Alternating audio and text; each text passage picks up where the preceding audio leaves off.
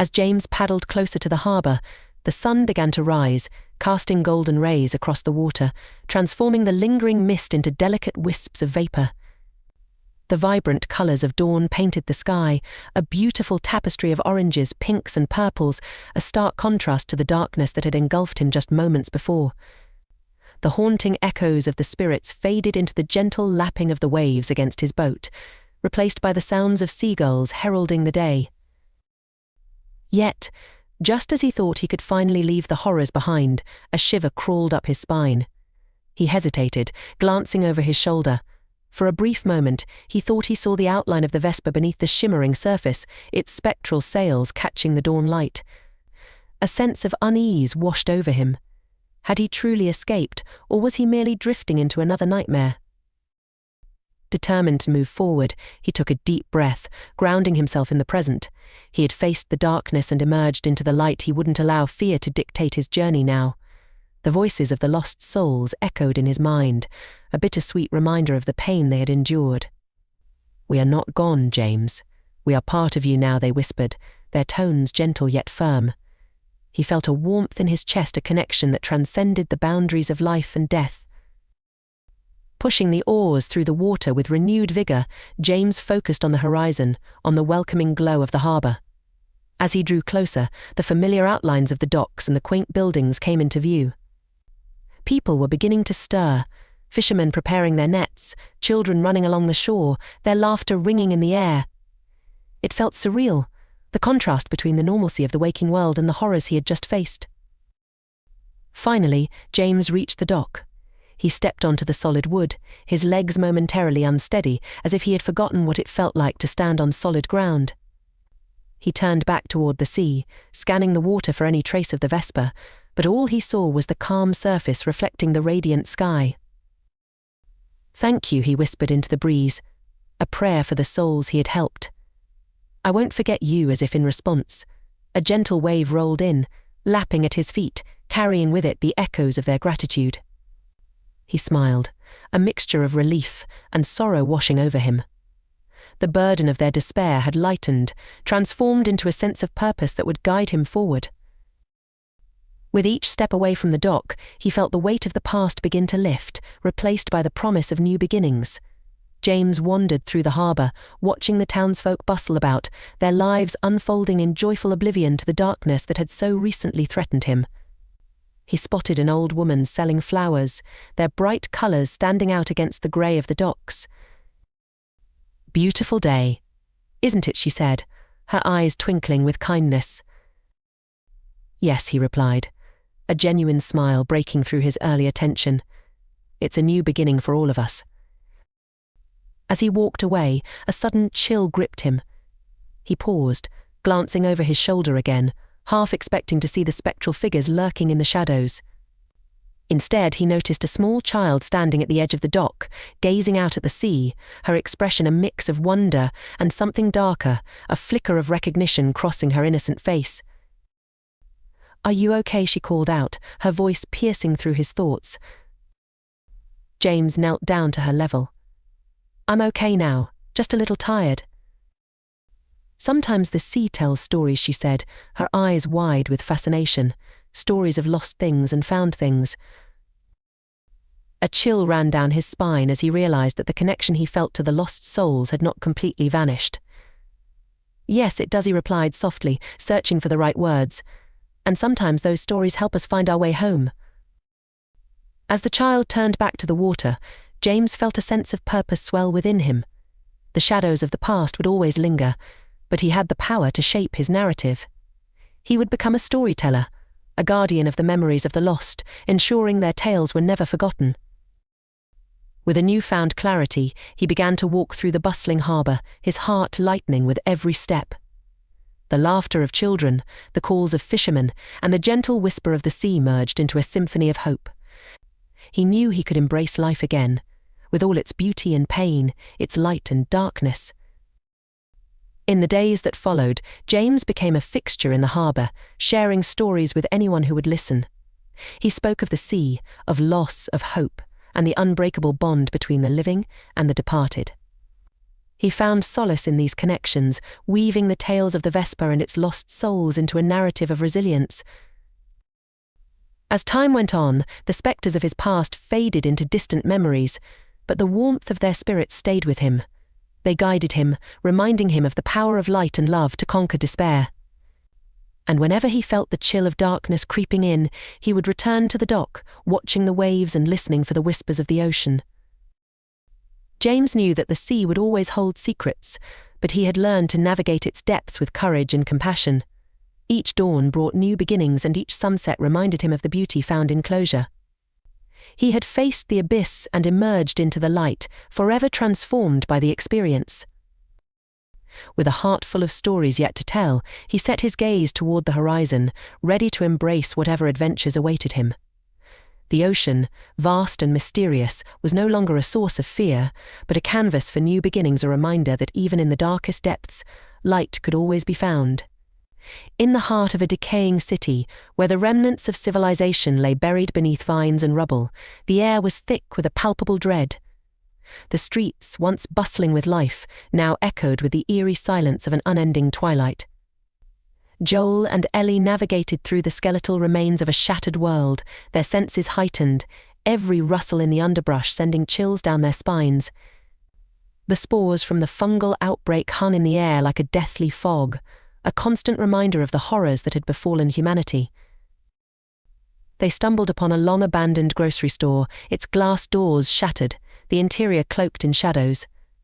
The remnants of a life once lived a child's toy, a tattered photograph lay scattered among the debris, telling stories of hope that had turned to ash. As they cautiously stepped inside, the scent of mildew and decay washed over them, wrapping around their throats like a noose. Joel tightened his grip on the bat, the weight of it a comfort in the face of the unknown. Ellie followed closely, her heart racing, a mixture of fear and determination coursing through her veins. They had each other, but out here, trust was a fragile thing. A sudden crash reverberated through the aisles, the sound slicing through the silence like a knife. Both froze, eyes wide, breath caught in their throats. The shadowy corners of the store seemed to writhe with movement.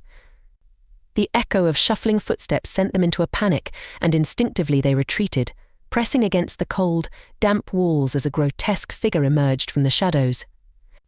The clicker, its eyes milky and unseeing, emitted a series of bone-chilling clicks, a predatory sound that echoed in the empty space. The twisted remains of a human form, now more fungus than flesh, moved with a horrifying grace, hunting for the slightest sound, the slightest movement. Time stretched as they held their breath, the reality of their situation settling like a stone in their stomachs. The clicker stumbled closer, driven by instinct alone, its grotesque body warped and deformed, a mockery of the life it once knew. They could see the tendrils of the fungus curling from its skin, an unnatural bloom of horror that reminded them of how fragile life had become. Joel's heart raced as he exchanged a glance with Ellie, a silent conversation filled with fear and resolve. They had to act, there was no other choice. With a sudden surge of adrenaline, Joel swung the bat, connecting with a sickening thud that echoed through the store like a death knell. The clicker crumpled, but they knew there would be more. The sound would draw them in like moths to a flame. Panic surged as they dashed for the exit, the weight of despair heavy on their shoulders. Outside, the world lay in ruin, but at least it was open sky and potential escape. They ran, the adrenaline pulsing through their veins as the chilling reality of their existence loomed behind them. The next few days turned into a blur of horror and survival. They traversed the desolate landscape, each encounter with the infected chipping away at their sanity. The sun hung low in the sky, casting long, ominous shadows that seemed to stretch out like fingers reaching for them. They learned to adapt, to hide in the dark, but each night brought with it the weight of their choices. The world had turned against them, and every decision was a step deeper into the abyss. One evening, as they huddled by a flickering fire in the remains of a ruined building, Ellie confided in Joel, her voice barely above a whisper. "What if we become like them?" she asked, her eyes wide with fear. The flickering flames cast an unsettling glow on her face, illuminating the shadows of doubt that loomed over them. Joel's heart ached at the thought he had seen too many souls consumed by despair. "We won't," he replied firmly, But deep down, he felt the chilling truth creeping in every day was a battle against not just the infected, but the darkness within themselves. As they moved deeper into the heart of the city, they encountered a group of survivors, their faces gaunt and hollow, eyes clouded with the weight of loss. The once vibrant community was now a stark reminder of humanity's fragility. It became clear that danger lurked not just in the form of the infected, but also in the desperate hearts of those trying to survive. The line between friend and foe blurred, and the haunting realization settled in everyone was capable of becoming a monster in the right circumstances. On a particularly harrowing night, they found shelter in an abandoned hotel, its once grand lobby now a ghostly shell of memories.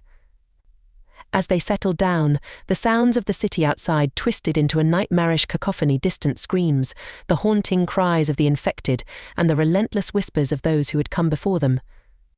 The walls felt as if they were closing in, and as they drifted into a restless sleep, Ellie dreamed of a time before the outbreak, a time filled with laughter, love, and innocence. But when she awoke, the chilling realization hit her like a cold wave that world was gone, and what remained was a relentless struggle for survival. The days morphed into weeks, and with each passing moment, they could feel the darkness creeping in, gnawing at their resolve. Their bond grew stronger, yet the weight of the world hung heavy over them.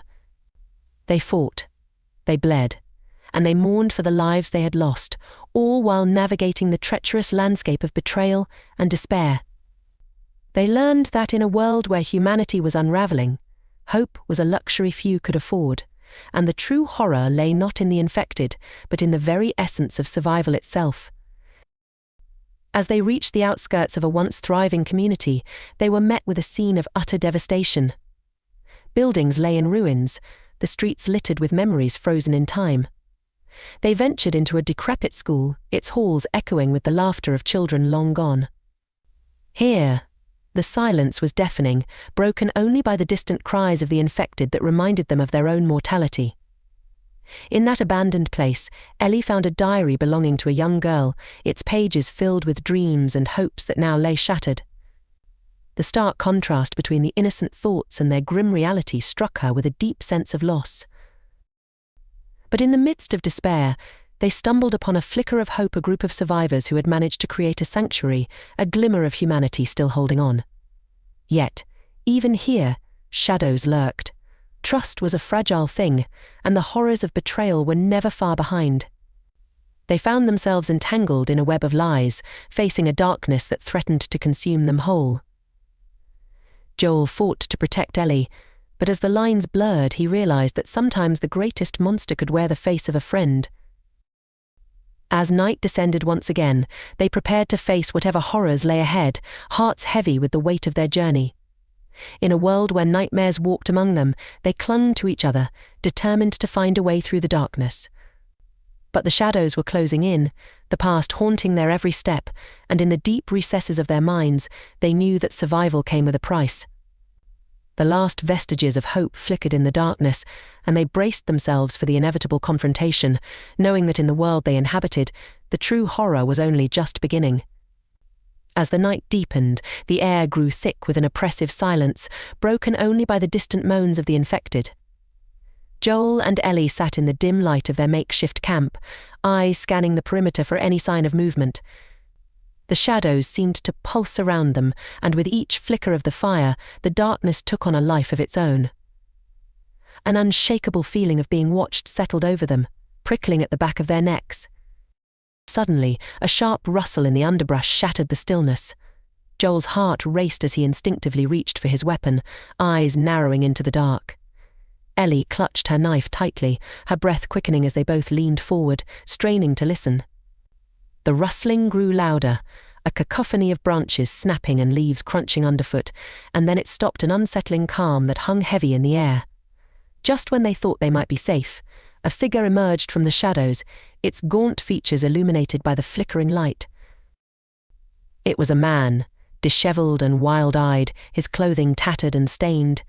He stumbled toward them, hands raised in a gesture of peace, but the wild look in his eyes betrayed a mind on the brink of madness. "You don't understand," he gasped, his voice ragged and desperate. "They're coming. You have to run before they could react. He turned and dashed into the night, disappearing as quickly as he had appeared, leaving behind a sense of foreboding. Panic surged within Joel and Ellie. They exchanged fearful glances, knowing that the man's warning could mean danger was imminent.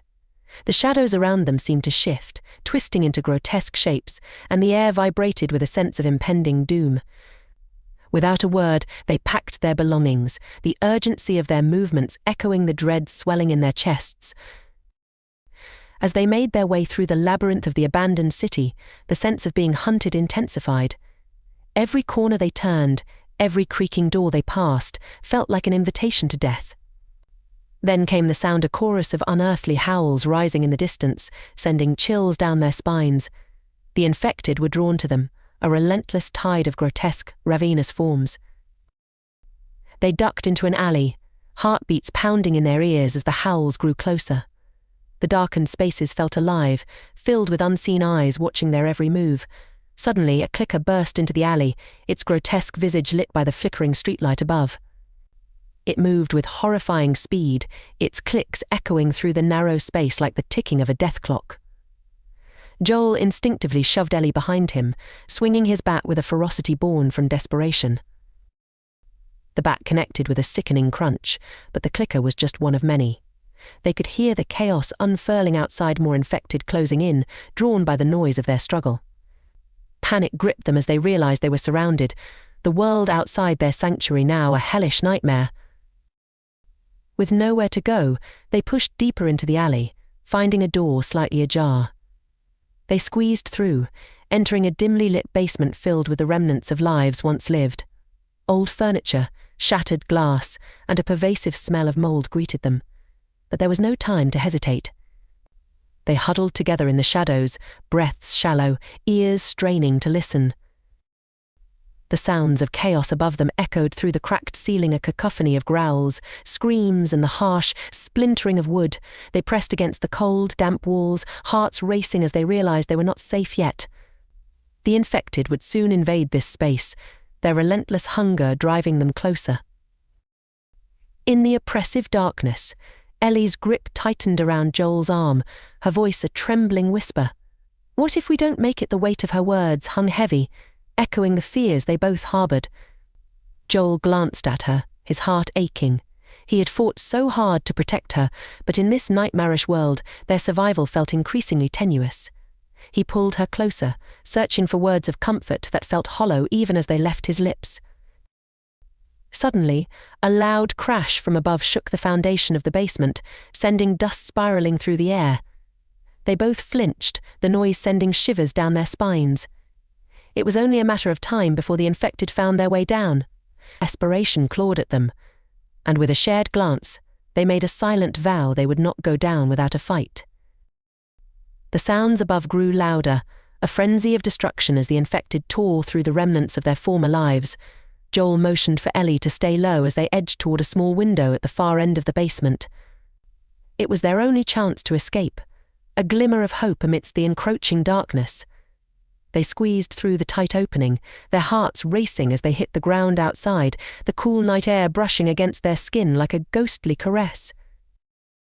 But the moment they stood, a new horror emerged from the shadows, a group of survivors, their faces twisted with desperation and rage. "They're here." "Get back," one of them screamed, raising a weapon. The air crackled with tension, a standoff between those who had been pushed to the brink. In that moment, Joel and Ellie understood the real nightmare of this world. It was not just the infected that hunted them, but the remnants of humanity itself, driven mad by fear and desperation. Trust was a luxury they could no longer afford, and as the screams erupted into chaos, they realized the battle for their lives was far from over. The darkness closed in, but they would fight for each other, for the fragile thread of humanity that remained. In this world where monsters lurked behind every corner, they would do whatever it took to survive, even if it meant becoming the very thing they feared.